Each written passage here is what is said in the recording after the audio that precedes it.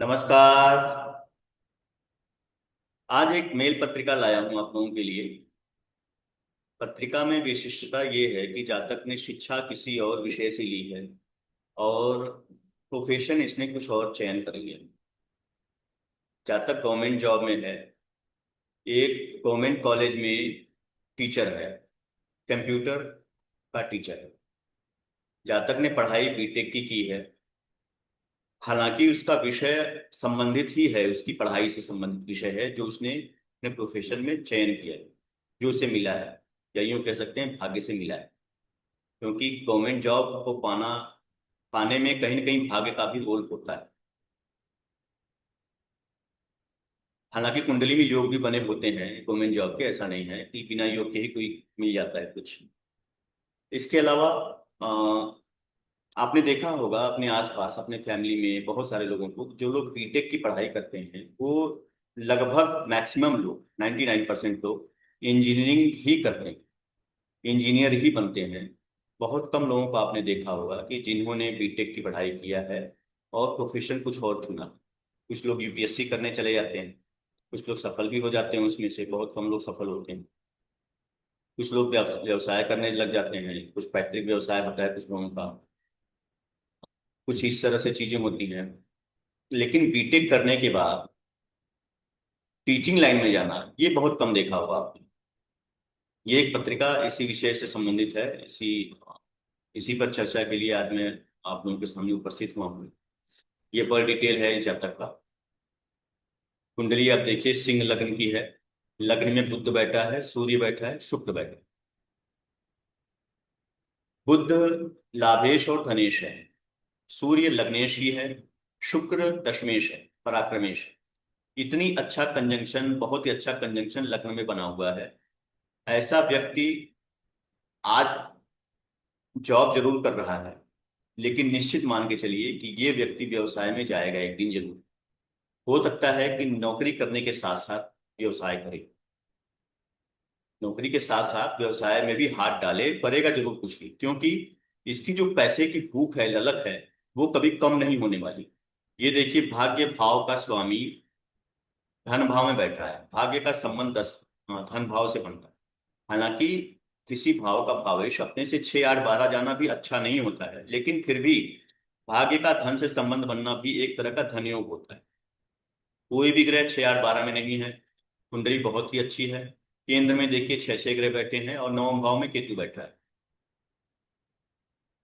तो लग्न की चर्चा कर रहा था, लग्न में 3 ग्रह बैठे हैं और ये तीनों बहुत ही अच्छे, कंजंक्शन बहुत ही अच्छा है। तो व्यक्ति व्यवसाय में जाएगा ही जाएगा। अनुकूल दशा का इंतजार। इसके अलावा ये कंजंक्शन के अलावा आप देखिए कि दशम में उच्च का चंद्रमा बैठा है।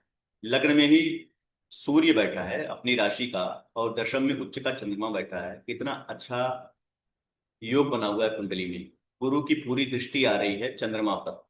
ऐसे चंद्र पर जो दशम में उच्च का बैठा है, गुरु से दृष्ट हो और किसी भी विशेष पाप प्रभाव में नहीं हो, तो ऐसे में जातक गवर्नमेंट जॉब क्यों ना पाए। अगर गवर्नमेंट जॉब नहीं भी पाता है तो गवर्नमेंट से कहीं ना कहीं इसका जुड़ाव पूरे जीवन रहता ही रहता। गवर्नमेंट से इसको कहीं ना कहीं लाभ जीवन भर मिलता ही रहता, ये निश्चित था। अब आगे बढ़ते हैं। तो ये तो गवर्नमेंट की बात हो गई, और हमें पढ़ाई पर जो ध्यान फोकस करना है वो ये है। देखिए सबसे पहले ग्रहों को देख लीजिए कि जो ग्रह बलवान हो उस तरह का हमारे जीवन पर प्रभाव होता है। सूर्य यहाँ सर्वाधिक बलवान है, बुध भी बलवान है और शनि बलवान है। सूर्य भी विज्ञान विषय देने में सक्षम है, सामर्थ्यवान। आर्ट्स की तरफ लेकर के नहीं जाता। बुध मैथमेटिक्स की पढ़ाई कराता है, आप सबको पता है, मैथ्स का कारक है बुध। और शनि तकनीकी शिक्षा उसका कारक है। ये तीनों ग्रह आर्ट्स की तरफ ले जाने वाले ग्रह नहीं। एक तो यहां से इंडिकेशन मिल गया। इसके अलावा दशा जो थी, आप देखिए जन्मकालीन दशा भी सूर्य की थी और सूर्य सर्वाधिक बलवान है। मैंने बताया हुआ है कि सर्वाधिक ग्रह बलवान ग्रह की दशा जब आ जाए तो उसके बाद से जीवन उसके अनुरूप ही एक तरह से ढल जाता है, बन जाता है। उसका प्रभाव हमारे आने वाले भविष्य पर, फ्यूचर पर पड़ता ही है। और ये तो जन्मकालीन दशा में ही था। तो जन्म से ही कहीं ना कहीं सूर्य का प्रभाव जातक के जीवन पर रहना ही था। उसका परिणाम ये हुआ कि जातक गवर्नमेंट जॉब में है, पहली चीज। ठीक है, और टेक्निकल शिक्षा भी आ गई विज्ञान से संबंधित। मंगल की दशा, जब इसको उच्च शिक्षा में जाने का समय था, उसमें मंगल की महादशा स्टार्ट हुई 2009 में। 2004 तक देखिए, 1995 का जन्म है, और 2009 में मंगल की महादशा आई, लगभग 15 साल की उम्र में, 14 साल की उम्र में। मंगल क्या है? मंगल भी तकनीकी शिक्षा देता है, आर्ट्स की तरफ नहीं ले जाता है। तो निश्चित रूप से हम ये बात बहुत विश्वास के साथ कह सकते हैं यहाँ पर कि व्यक्ति तकनीकी शिक्षा लेगा, जैसे इंजीनियरिंग करेगा, बीटेक की पढ़ाई करेगा, इस तरह की चीजें हम बोलेंगे यहाँ। अब आ गई बात शिक्षा के क्षेत्र में जाने की, उसका प्रभाव भी कुंडली में देख लीजिए कैसा है। दशम स्थान में चंद्रमा बैठा है। इसके अलावा गुरु की दृष्टि है दशम स्थान, बहुत आसानी से समझिएगा। दशम में जो राशि है वो शुक्र की है। लग्न में ही शुक्र और बुध बैठे हैं। ये सभी ग्रह आचार्य बनाने के लिए कारक ग्रह माने जाते हैं, अध्यापक बनाने के लिए, बनने के लिए कारक ग्रह माने जाते हैं। और यानी कि लग्न से लेकर के दशम तक पूरी तरह से प्रभाव गुरु बनाने वाले, आचार्य बनाने वाले ग्रहों का बना हुआ है। इसमें कोई संदेह की बात नहीं है। आप दशा भी देख लीजिएगा तो इन्हीं की आपको मिलेगी। राहु की महादशा थी, राहु भी आप देखिए शुक्र की राशि में बैठा हुआ है, तुला राशि में राहु है। और जो अंतरदशाएं आई आगे भविष्य में, गुरु की अंतरदशा आई थी, उसके बाद शनि की अंतरदशा आई, बुध की अंतरदशा आई। बुध की अंतरदशा में ही जातक को जॉब मिली है। और बुध क्या है? बुध भी अध्यापन कराने का कारक ग्रह है, अध्यापक ही इसको मानकर चलिए। शुक्र से साथ कंजंक्ट है, सूर्य के साथ कंजंक्ट है। सूर्य और शुक्र कौन है? सूर्य लग्नेश है और शुक्र दशमेश है। गुरु का कारक ग्रह भी शुक्र है। क्यों? क्योंकि वो दैत्यों का गुरु माना जाता है। शुक्राचार्य गुरु जो थे वो दैत्यों के गुरु थे, और शुक्र उन्हीं को इंडिकेट करता है। तो इस तरह से कुंडली में प्रभाव जो थे दशम भाव पर, दशमेश पर, लग्न पर, ये सारे अध्यापक बनाने वाले कारक ग्रहों के प्रभावों के कारण जातक, और दशा भी आ गई इस कारण से जातक अध्यापन के फील्ड में चला गया। अब निकट भविष्य में, निकट भविष्य तो नहीं कहेंगे क्योंकि लगभग ये गुरु की महादशा आएगी 2034 में, अभी 9 साल के बाद आ रही है। तो गुरु की महादशा जब आएगी, संभवतः कुछ उसके पहले मंगल की अंतरदशा में, चंद्रमा की अंतरदशा में, या सूर्य की अंतरदशा में भी जातक व्यवसाय में जाने के बारे में जरूर सोचेगा।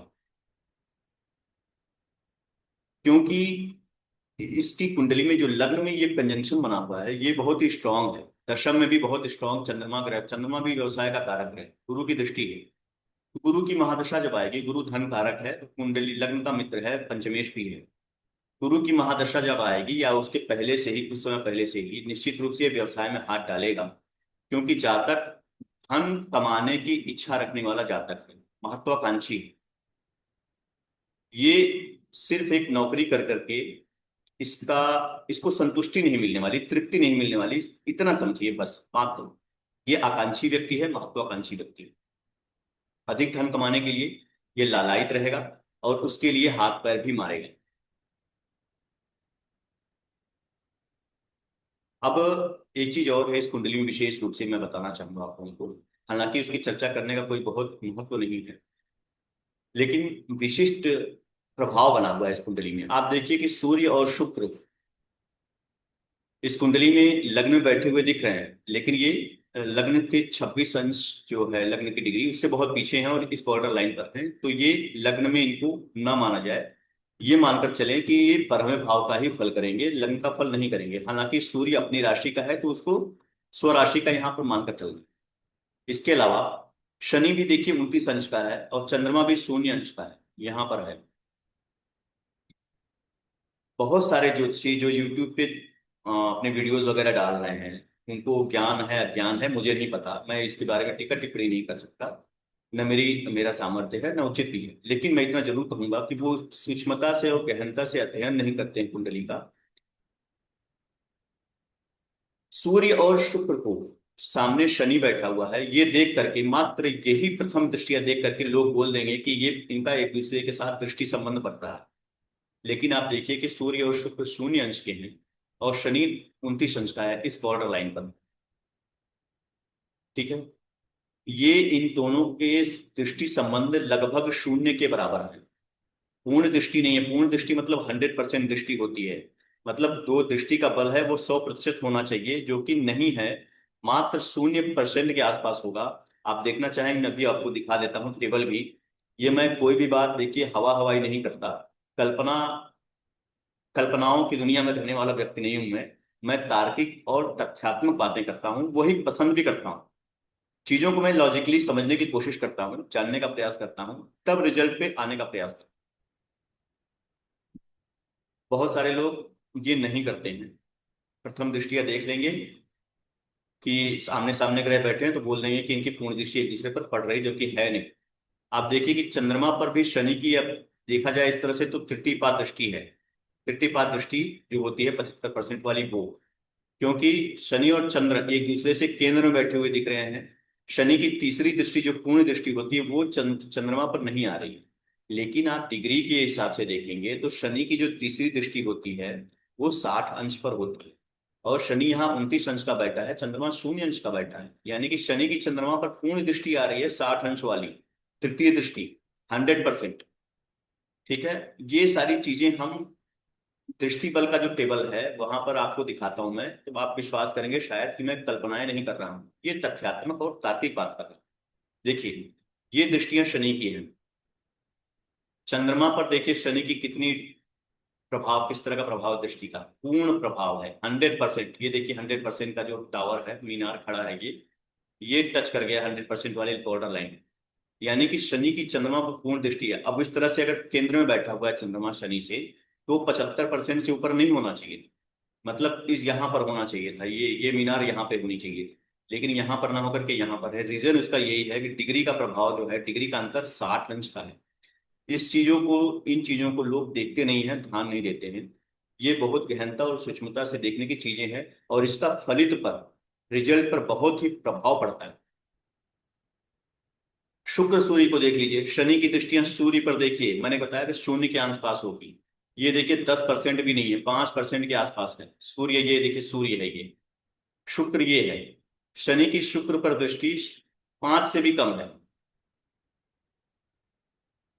तो इस तरह से चीज होती है।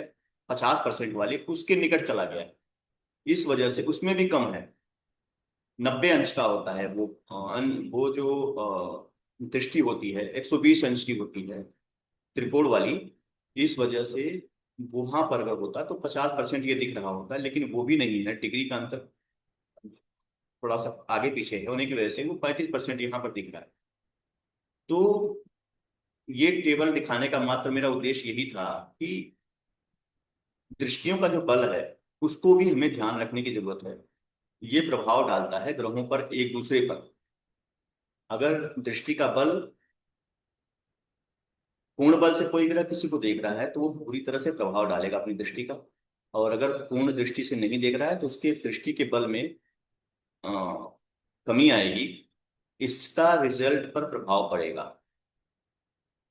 आप देख लीजिए कि अभी इस तरह की कुंडली किसी भी ज्योतिषी को आप दिखाइए तो बोलेगा, निश्चित रूप से 90% लोग आपको बोलते हुए मिलेंगे, 95% लोग मिलेंगे, मैं तो कहूंगा 99% लोग मिलेंगे जो ये बोलेंगे कि शुक्र और सूर्य की दृष्टि शनि पर पूरी तरह आ रही है और शनि की पूरी दृष्टि सूर्य और शुक्र पर है। लेकिन मैंने आपको दिखा दिया इस टेबल में कि इस तरह की चीज नहीं है। और ये सॉफ्टवेयर है। आप सोच रहे होंगे, हो सकता है कुछ लोगों के मन में ये भी विचार आए, ये तो सॉफ्टवेयर है, इसमें जो डाला जाएगा डेटा वही आएगा बाहर। लेकिन ये जो डेटा डाला गया है ये सर्टिफाइड है। आप इसको अगर और तरीके से सर्टिफाइड करना चाहते हैं तो बुक्स पढ़िए, बृहद पराशर वाला शास्त्र पढ़िए, इस तरह के क्लासिकल बुक्स पढ़िए, उसमें पूरी तरह से ब्यौरा लिखा हुआ है दृष्टियों का, दृष्टियों के बल का। वहां जाकर के देखिए, वहां भी आपको मिलेगा यही चीज। तो कैसी लगी ये कुंडली आप लोगों को बताइएगा। और कोई विचार, कोई प्रश्न हो तो लिख सकते हैं निसंकोच। ये वीडियो देखने के लिए, धैर्यपूर्वक देखने के लिए आप लोगों का बहुत बहुत धन्यवाद। फिर मिलते हैं अगले वीडियो में एक नए विषय, नई कुंडली के साथ। तब तक के लिए नमस्कार।